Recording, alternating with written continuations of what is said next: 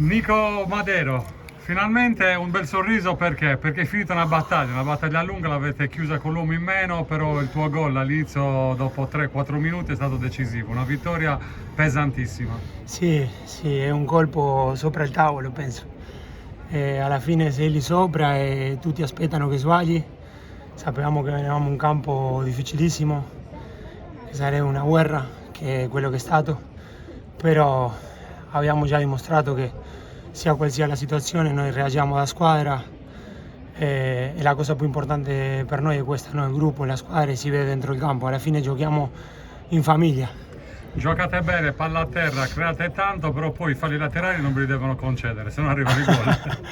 Sì, già è la seconda che facciamo così, sappiamo che abbiamo Munua che è un'arma in più, in quel senso, c'è una forza nelle mani, è piccolino però. Perché è bello teso, no? Sì, sono praticamente Come se calciasse fatti col con la piede. mano come se calciasse coi piedi. È entrato a Viragiro, è entrato oggi, va bene, contento di aiutare la squadra, quello penso che ovviamente sono contento per il gol.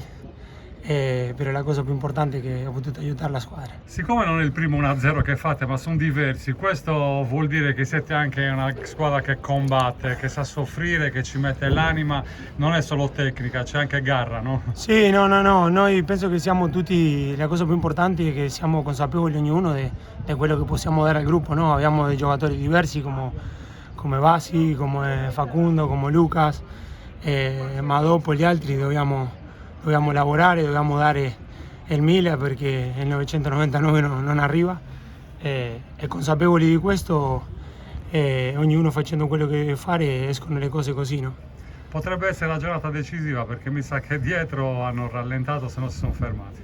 No, io non credo che ci sia una giornata decisiva, penso che sarà fino alla fine. Noi è da tutto l'anno che facciamo un lavoro non solo per vincere, per l'obiettivo della società, sino per lasciare una immagine anche come giocatori noi dentro il campo, no? Dimostrare che siamo compromessi con noi stessi primi, con il gruppo e con la società, e faremo questo fino all'ultima partita. Non abbassate la guardia, sia che sia la seconda o l'ultima o penultima, arriva il Sant'Elena e la prenderete come una partita da vincere a tutti i costi. Sì, senza dubbio. Noi giochiamo contro tutti uguali perché tutti meritano lo stesso rispetto.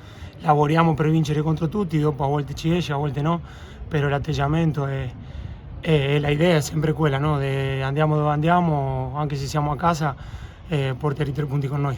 Grazie Nico, complimenti, in bocca al lupo. Grazie mille.